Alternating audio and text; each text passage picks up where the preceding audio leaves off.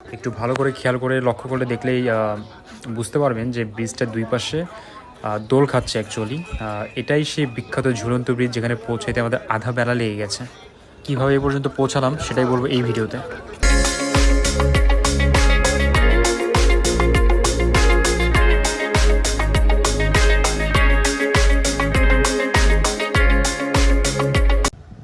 আসসালামু আলাইকুম everyone, welcome back to another exciting travel blog.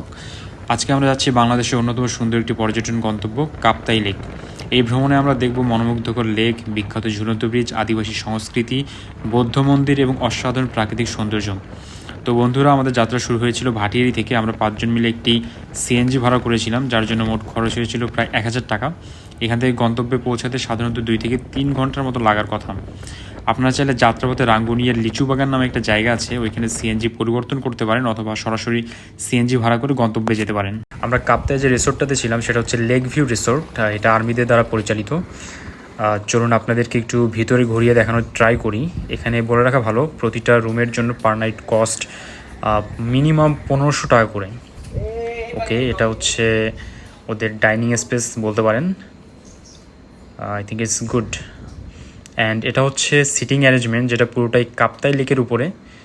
Just look at the outside view, it's amazing. আর এখানকার সবচেয়ে famous resort হচ্ছে লেক শোর রিসোর্ট, যেটা বেশ এক্সপেন্সিভ। সো ফাইনালি পরের দিন আমরা একটা নৌকা ভাড়া করলাম, বেসিক্যালি পুরো কাপ্তাই লেকটা ঘুরে দেখার জন্য। আর এই বোটটা ভাড়া করার জন্য আমাদের লেগেছিল এক্স্যাক্টলি 5000 টাকা। তো যখন নৌকাটা চলা শুরু করলো, একসময় মনে হচ্ছিল যে আমরা সমুদ্রের মাঝখানে ভেসে বেড়াচ্ছি, কারণ চারপাশে শুধু পানি আর পানি, আর দূরে শুধু পাহাড়।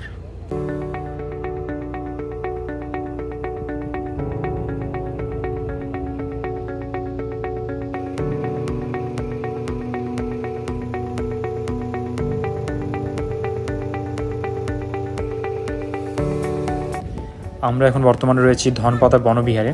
এটা এখানকার বৌদ্ধ ধর্মাবলম্বীদের ধর্মীয় উপাসনালয়। আর এখন এখানে হচ্ছে তাদের ধর্মীয় আচার অনুষ্ঠান পালন করা হচ্ছে। আমরা একটু ভিতরটা ঘুরে দেখার ট্রাই করব। ভিতরে ভিউটা এক্স্যাক্টলি এরকম।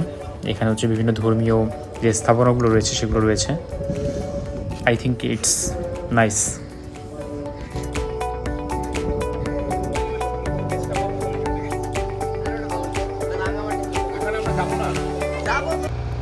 এবার আমরা ট্রাই করব সামনের যে লোকেশনগুলো রয়েছে সেই লোকেশনগুলো ঘুরে দেখার জন্য। আমরা যখন নৌকা করে যাচ্ছিলাম তখন আমাদের পাশ দিয়ে আরও কিছু নৌকা চলে যাচ্ছিল। এটা হচ্ছে যাত্রীবাহী একটা নৌকা, সম্ভবত শহরের দিকে যাচ্ছে। এই কাঁঠালগুলো সম্ভবত শহরের দিকে নিয়ে যাওয়া হচ্ছে, হয়তোবা বাজারে বিক্রি করার জন্য। এখন আমরা আছি নির্বাণনগর বাজারে। এটা হচ্ছে কাপ্তাই লেকের পাশেই একটা আদিবাসীদের বাজার। এখানে যে দোকানগুলো দেখতে পাচ্ছেন এগুলো সবগুলো হচ্ছে আদিবাসীদের। আর এখানকে যে জিনিসপত্রগুলো রয়েছে সেগুলো হচ্ছে আদিবাসীদের হ্যান্ডমেড তৈরি জিনিসপত্র, অর্থাৎ হস্তশিল্পের দ্বারা তৈরি জিনিসপত্র। এখানকার যে ব্যাগ, কাপড় চোপড়, পার্টস, এগুলো হচ্ছে সব হচ্ছে স্থানীয়দের দ্বারা তৈরি। আর আরেকটা স্পেশালিটি রয়েছে এই বাজারে, সেটা হচ্ছে এখানে বিভিন্ন সুস্বাদু ফল পাওয়া যায়। আমি একটু আপনাদেরকে দেখানোর ট্রাই করি। এই যে আনারসটা দেখতে পাচ্ছেন, এটা অনলি 20 টাকা, আর এটা খুবই সুস্বাদু। অলরেডি দুপুর হয়ে গেছে, এটা লাঞ্চের টাইম। আর এখানকার একটা স্থানীয় রেস্টুরেন্ট আছে, চাংপাং রেস্টুরেন্ট, যেটা অনেক ফেমাস। আমরা এখানকার খাবার ট্রাই করার জন্য চলে এসেছি। লেটস সি এখানকার খাবারগুলো আসলে কেমন।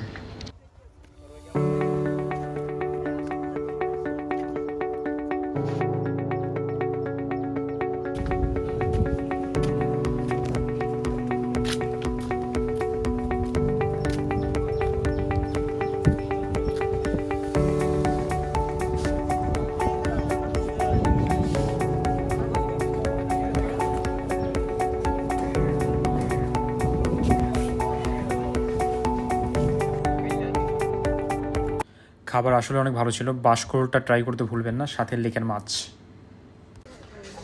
ফাইনালি এখন আমরা পলোয়েল পার্কে। চলুন আপনাদেরকে পার্কটা ঘুরিয়ে দেখাই।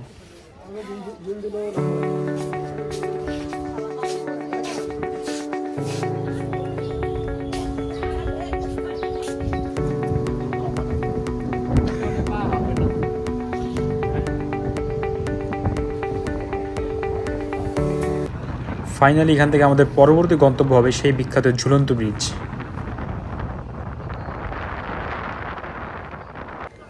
ফাইনালি এটাই সেই বিখ্যাত ঝুলন্ত ব্রিজ যেটার কথা আপনাদেরকে বলেছিলাম। চলুন ঘুরে দেখা যাক। আর ইন্টারেস্টিং একটা মজার ব্যাপার হচ্ছে, এই ব্রিজটাতে যখন আপনি হাঁটবেন তখন একটু ভালো করে খেয়াল করে লক্ষ্য করলে দেখতে পারবেন যে ব্রিজটার দুই পাশে দোল খাচ্ছে। আর আপনি যখন পুরো ব্রিজটাতে হাঁটবেন তখন পুরো ব্রিজ জুড়ে এই ফিলটা আপনি করতে পারবেন।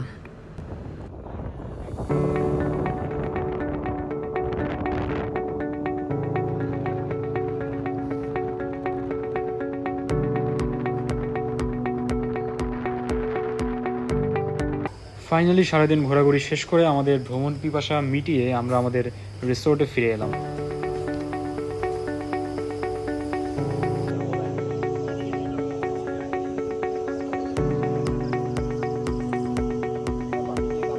ফাইনালি যারা কাপ্তাই এসেছেন তাদের জন্য একটা সাজেশন, মাস্টার হোটেলের খাবার কখনোই মিস করবেন না।